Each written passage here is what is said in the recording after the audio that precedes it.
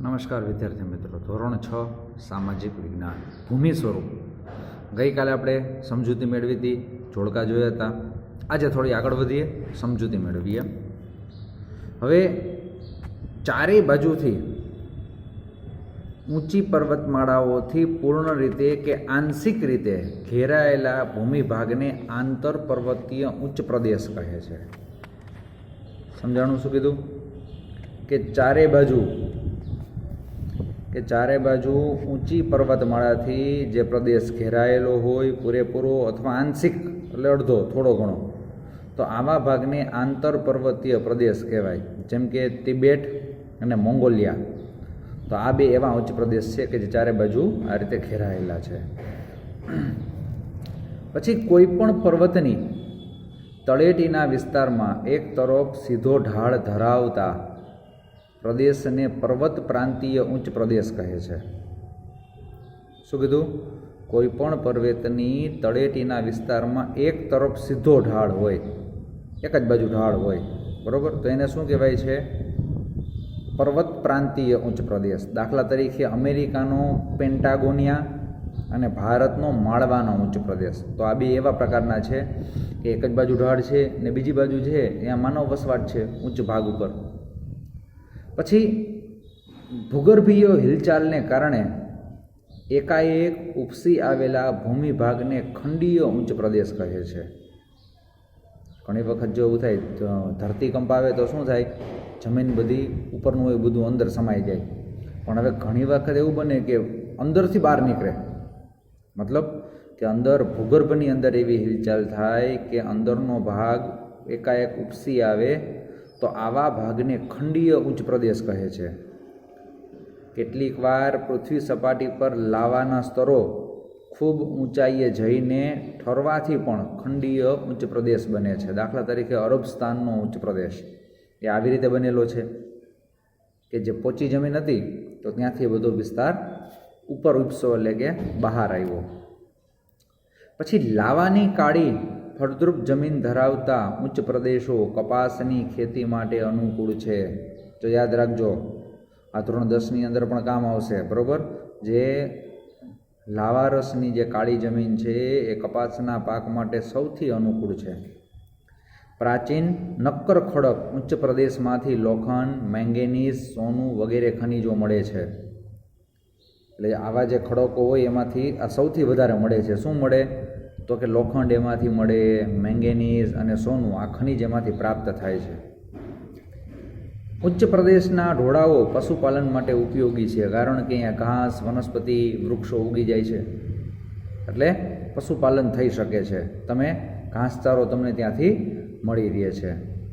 પછી પૃથ્વીની ભૂગર્ભિક હિલચાલને કારણે સમુદ્ર કિનારા નજીકનો ખંડીય છાજલીનો ભૂમિભાગ ઊંચકાય છે.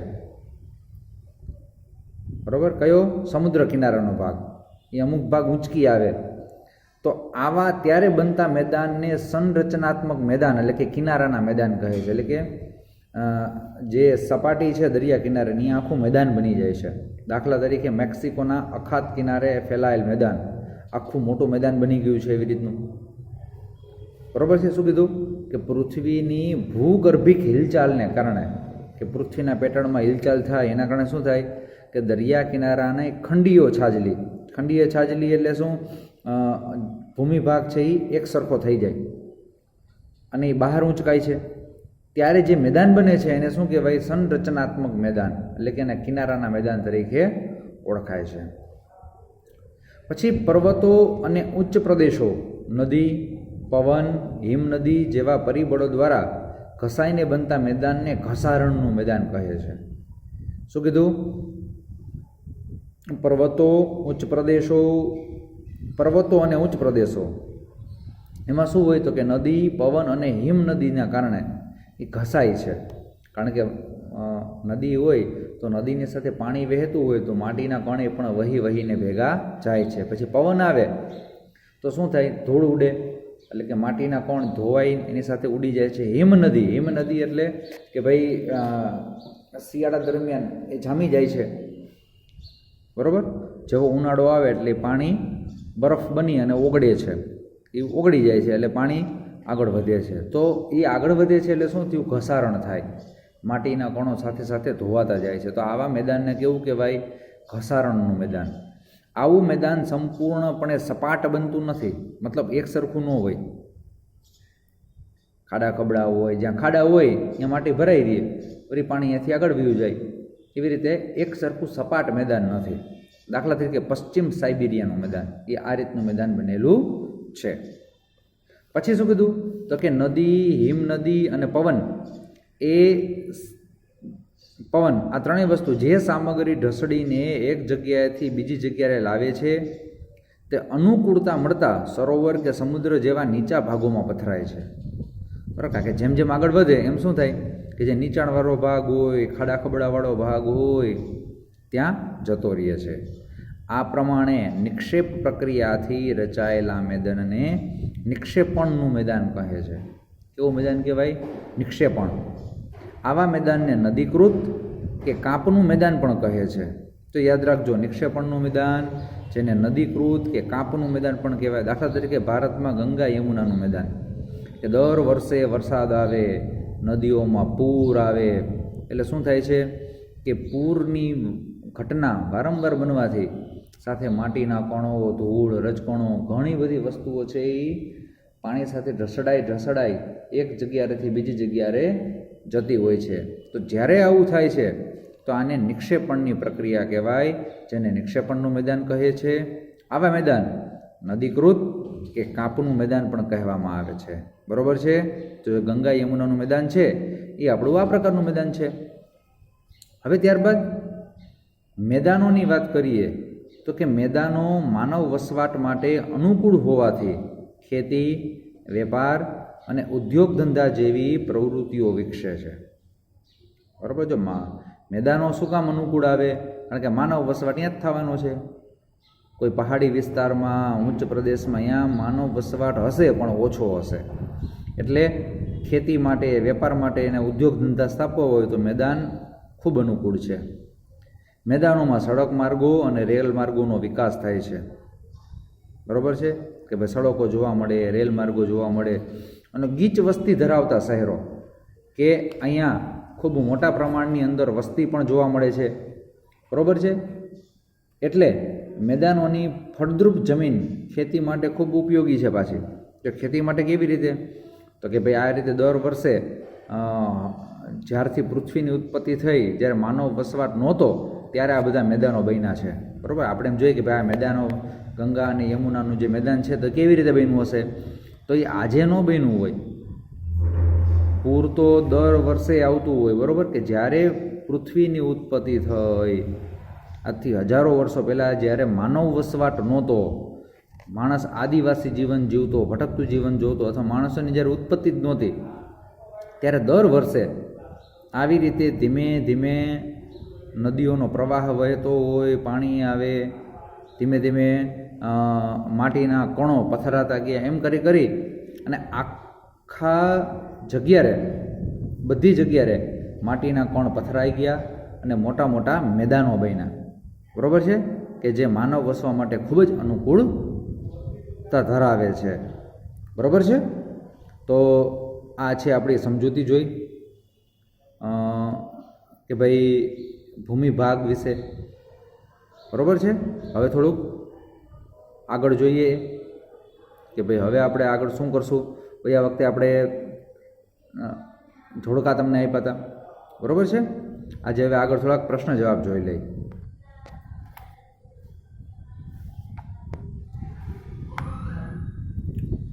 વિકલ્પ છે આપણે પછી જોશું. પેલા પ્રશ્ન જવાબ જરાક જોઈ લઈ. જો પેજ નંબર 40 ઉપર છે કે ભાઈ ભૂમિ સ્વરૂપોના સર્જનમાં કયા પરિબળોનો ફાળો છે? બરાબર? પહેલો પ્રશ્ન તો કે ભૂમિ સ્વરૂપોના સર્જનમાં ધરતીકંપ, જ્વાળામુખી, તત્સુનામી જેવા ભૂગર્ભના પરિબળો તેમજ નદી, પવન, હિમનદી, સમુદ્રના મોજા જેવા બાહ્ય પરિબળોનો ફાળો આપે છે. સમજાણું? હમણાં જ આપણે જોયું કે ભાઈ નદી દ્વારા કાંપ એક જગ્યાએથી બીજી જગ્યાએ જાય, પવન દ્વારા પણ માટીના કણો જાય છે, હિમ નદી દ્વારા પણ જમીન ઢસડાય છે. તો આ બધા પ્રશ્નો જોવા મળે. પછી બીજું, ભૂમિ સ્વરૂપને ઓળખવા માટેના મુખ્ય લક્ષણો કયા કયા છે? તો કે ભૂમિ સ્વરૂપને ઓળખવા માટે મુખ્ય 3 લક્ષણો છે. એક તો એની ચોક્કસ ઊંચાઈ, કે સમુદ્ર કિનારાથી એની ઊંચાઈ કેટલી છે. પછી ઢોળાવ એટલે કે ઢાળ કેટલો છે, અને વિશિષ્ટ આકાર કે કયા આકારની જમીન છે. બરાબર છે, કે કોઈ એક આકારમાં જોવા મળે છે કે સપાટ મેદાન છે, શું છે એ બાબત જોવી પડે. તો આના 3 લક્ષણો છે. તો એના આધારે ખબર પડે કે આ ભૂમિનું સ્વરૂપ, એનો પ્રકાર કેવો છે. હવે ભૂમિ સ્વરૂપના પ્રકારો કયા કયા છે? બરાબર, એના લક્ષણો જોઈએ. હવે પ્રકાર, તો કે એના મુખ્ય 3 પ્રકાર છે. એક તો પર્વતો, ઉચ્ચ પ્રદેશ અને મેદાનો. બરાબર, હમણાં આપણે જોયું કે ભાઈ મેદાની વિસ્તાર હોય તો અહીંયા માનવ વસવાટ ખૂબ જોવા મળે. ખેતી, ઉદ્યોગ, ધંધા બધું અહીંયા થાય. કાં તો કે અહીંયા રેલ માર્ગ, સડક માર્ગ બધું વિકસે છે. જ્યારે ઉચ્ચ પ્રદેશ હોય તો એ પહાડીવાળો વિસ્તાર છે. પર્વતો હોય તો અહીંયા ઊંચા ઊંચા પર્વત જોવા મળે છે. તો ત્યાં પણ માનવ વસવાટ હોય ખરા, પણ ઓછો હોય છે. તો આ 3 પ્રશ્નો. પછી ચોથો પ્રશ્ન છે, ખંડ પર્વત કોને કહે છે? જે ગઈકાલે આપણે સમજૂતી જોઈ હતી એમાં આવ્યું હતું. દ્રષ્ટાંત આપો. તો કે ભૂગર્ભીય હિલચાલને કારણે એકાએક ઊંચા ઉપસી આવેલા ભૂમિભાગને ખંડીય ઉચ્ચ પ્રદેશ કહે છે. શું કીધું? ભૂગર્ભીય હિલચાલને કારણે એકાએક ઊંચા ઉપસી આવેલા ભૂમિભાગને ખંડીય ઉચ્ચ પ્રદેશ કહે છે. કેટલીક વાર પૃથ્વી સપાટી પર લાવાના સ્તરો ખૂબ જ ઊંચાઈએ જઈને ઠરવાથી પણ ખંડીય ઉચ્ચ પ્રદેશ બને છે. દાખલા તરીકે અરબસ્તાનના ઉચ્ચ પ્રદેશ, લાવારસ નીકળે એટલે બધો પહાડો બધાય, મતલબ કે લાવારસ બહાર નીકળે છે, પછી એક જગ્યાએ ઠલવાય છે, ધીમે ધીમે ઠરી અને આ પછી ઉચ્ચ પ્રદેશ બનતો હોય છે. બરાબર છે. પછી 5મો પ્રશ્ન જોઈએ કે જ્વાળામુખી પર્વત કોને કહે છે? દ્રષ્ટાંત આપો. તો કે જ્વાળામુખીનો પ્રસ્ફોટ થાય, મતલબ ફાટે ત્યારે પૃથ્વીના પેટાળમાંથી માટી, રાખ, પથ્થર, ખડકોના ટુકડા વગેરે અતિશય ગરમ ભૂરસ બહાર ફેંકાય છે. મતલબ કે અંદર લાવારસ, મતલબ કે આપણે કહીએ ને કે આપણે જે ઓલી મોટી મોટી ભઠ્ઠીઓ હોય લોખંડ ગાળવાની, તો લોખંડ ઓળખતું હોય ને જેમ એનો રસ હોય તેવો રસ બધો બહાર નીકળે છે. એ બધા પદાર્થોમાંથી શંકુ આકારના પર્વતની રચના થાય. એટલે કે નીચેથી મોટો જેમ જેમ ઉપર જાય એમ એનો આકાર શંકુ આકારનો બને છે. તો આવા પર્વતને શું કહેવાય? જ્વાળામુખી પર્વત. ક્યાં આવ્યો? તો કે જાપાનનો ફ્યુજીયામા, અને ભારતમાં તો કે પાવાગઢ અને ગિરનાર એ આ પ્રકારના છે કે જે લાવારસના કારણે આજથી હજારો વર્ષો પહેલાં બનેલા છે. આ આજકાલના કે 100-200 વર્ષ પહેલાં બન્યા હોય એવું નથી. હજારો વર્ષ પહેલાં જ્યારે પૃથ્વીની ઉત્પત્તિ થઈ હતી, પૃથ્વી પોતે પણ જ્યારે સૂર્યમંડળમાંથી છૂટી પડી ત્યારે એક ધગધગતો લાવારસ જેવો ગોળો હતો. પછી એને ઠંડી થતાં હજારો વર્ષો થયા. ઠંડી થયા બાદ ધીમે ધીમે એની અંદર અલગ અલગ પ્રકારના આકાર બન્યા. પછી હવે ગરમ તો એટલી હતી પણ હજી પૃથ્વીના પેટાળમાં હજી એટલી ગરમી છે. તો એના કારણે પણ શું થાય છે કે ક્યારેક આ ધરતીકંપ, લાવારસ ફાટતા હોય છે. બરાબર છે. તો એના કારણે આ બધી રચના થઈ ને પછી પાણી ને વનસ્પતિ ને ધીમે ધીમે જીવસૃષ્ટિ એ પૃથ્વી ઉપર આવવા લાગી અને ધીમે ઠરી, અને પછી આ બધા મેદાનો, ઉચ્ચ પ્રદેશ ને એવું બધું ધીમે ધીમે બનવા લાગ્યું છે. તો આજે આપણે આ 5 પ્રશ્નો જોઈએ છીએ, સમજૂતી મેળવી. આ 5 પ્રશ્નો તમારે લીથાની અંદર લખવાના છે. બરાબર છે, ફરજિયાત જોઈ લેજો. પ્રશ્ન પહેલો છે, આમ રાખું છું એટલે પ્રશ્ન તમને 3 એકી હારે દેખાય. ફટાફટ સારા અક્ષરે લખી લ્યો. આ 3 પ્રશ્નો છે એ તમારે લીથામાં લખવાના છે. લીથામાં લખાઈ જાય તો તમારે હોમવર્કની અંદર પણ આ લખવાનું રહેશે. લીથામાંય લખવાનું અને હોમવર્કમાંય લખવાનું. યાદ રાખજો, ખાસ ભૂલી જતા નહીં. પ્રશ્ન પહેલો છે, ભૂમિ સ્વરૂપના સર્જનમાં કયા પરિબળોનો ફાળો આપે છે? બીજું, ભૂમિ સ્વરૂપને ઓળખવા માટેના મુખ્ય લક્ષણો કયા કયા છે? અને ત્રીજું, ભૂમિ સ્વરૂપના મુખ્ય પ્રકારો કયા કયા છે? આ 3 પ્રશ્નો. હવે ત્યારબાદ આ ચોથો અને 5મો પ્રશ્ન. બરાબર છે કે ખંડ પર્વત કોને કહે છે? દ્રષ્ટાંત આપો, એટલે કે ઉદાહરણ આપો. પછી જ્વાળામુખી પર્વત કોને કહે છે? દ્રષ્ટાંત આપો, એટલે કે ઉદાહરણ આપો. તો આ બે પ્રશ્ન, ચોથો અને પાંચમો, એ પ્રશ્ન પણ તમારે લીથામાં લખવાનો છે. લીથામાં લખાઈ ગયા બાદ તમારે રફબુકની અંદર પણ કરવાનો રહેશે. બરાબર છે? જે સમજૂતી મેળવી એના આધારે જ આ પ્રશ્ન જવાબ છે.